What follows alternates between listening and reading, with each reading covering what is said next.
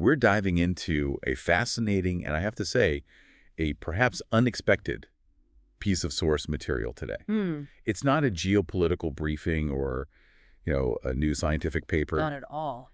Instead, we're looking at the transcript of a song, No One Knows, by Samantha Ebert. Right.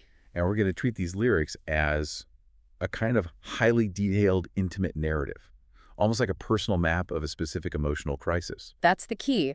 When you approach a personal expression like this, a song, not just as art, but as a structured document, it offers incredible precision. Okay. So our mission for you today is to really extract the functional components of this journey. So what does this suffering look like? How does it isolate? And crucially, where does the speaker finally find a reliable source of empathy? We want to turn this emotional outpouring into something more structured, an actionable understanding of internal human conflict. Exactly. And that conflict, it starts instantly. I mean, the very first line we encounter has this massive self-contradiction that just defines the entire struggle. The speaker says they are canceling plans when I need people most. Think about that for a second. It means the internal force driving their suffering isn't just, passive despair. No. It is an active, destructive impulse. The rational mind recognizes the intense need for connection, yet the emotional state, the suffering itself, it takes the wheel and forces withdrawal. Wow. And this is often the first, most painful move in isolation. You're pushing away the exact thing you crave. Right. It's the definition of being trapped. You know the antidote, but your symptoms are preventing you from reaching it. Yeah. This immediately sets the tone for the entire piece. It's a deep, fundamental internal war. Exactly. And that war is invisible to the outside world, which is perhaps the cruelest part of the conflict. Let's unpack that invisibility, because the speaker gives us the perfect before and after snapshot. They note the external perception. They say you look well. Right. But the raw internal reality is there's a war in my mind.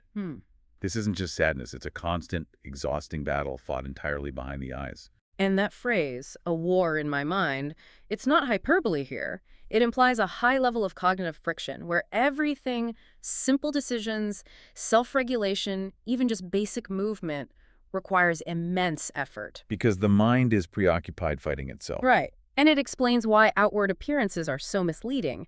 If you are still standing and performing minimal functions, people just assume the internal infrastructure is stable. And that ongoing battle has incredibly specific physical costs.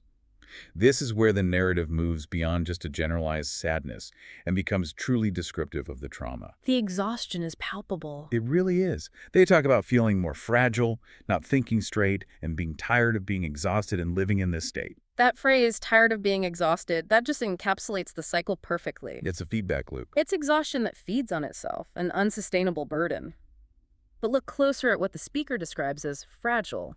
It suggests a sensitivity to input loud noises, sudden changes, demanding conversations. It indicates the internal system is running on fumes. They aren't just emotionally tired, their cognitive reserve is completely depleted. And the genius of these lyrics is how they anchor this internal turmoil in hard physical reality. The speaker gives us two highly specific sensory details that just ground the experience for you.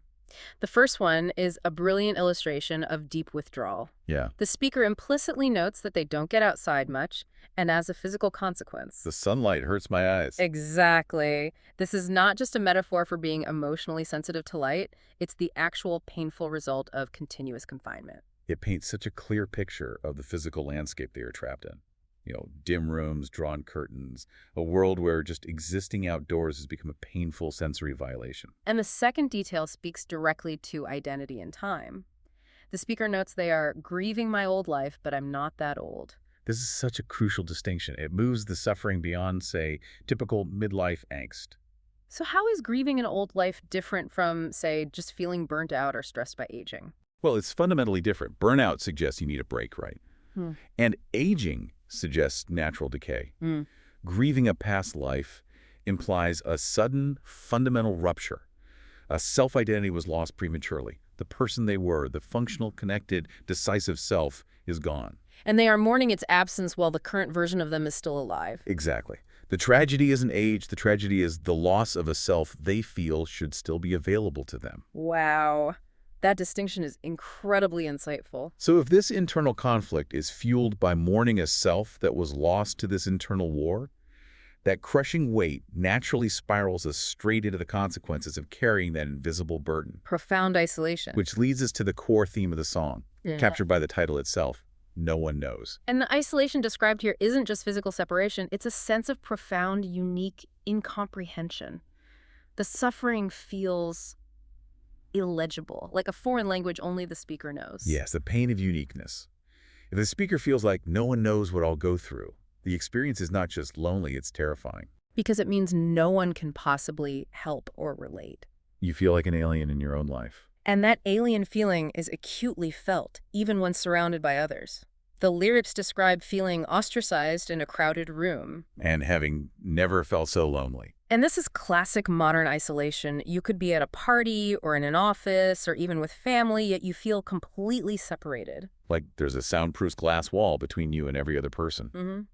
It requires a tremendous amount of energy just to maintain that external facade, the you look well appearance, while you're also battling that war inside. The mental exhaustion from performing normalcy while feeling utterly separate must just be unbearable. It is, because connection requires authenticity. So if you feel compelled to hide the core reality of your internal war, every interaction is a performance. And every successful performance reinforces the very isolation you're trying to escape. Exactly. The more convincingly you act well, the less likely anyone is to know you are suffering. But this is where the narrative takes a breathtaking turn. It really does. The speaker has established this radical, absolute isolation.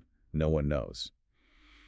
But then immediately after this peak of despair, they introduce a counterfigure, the you in the lyric. Right. By saying, no one knows suffering better than you. This is the narrative pivot point.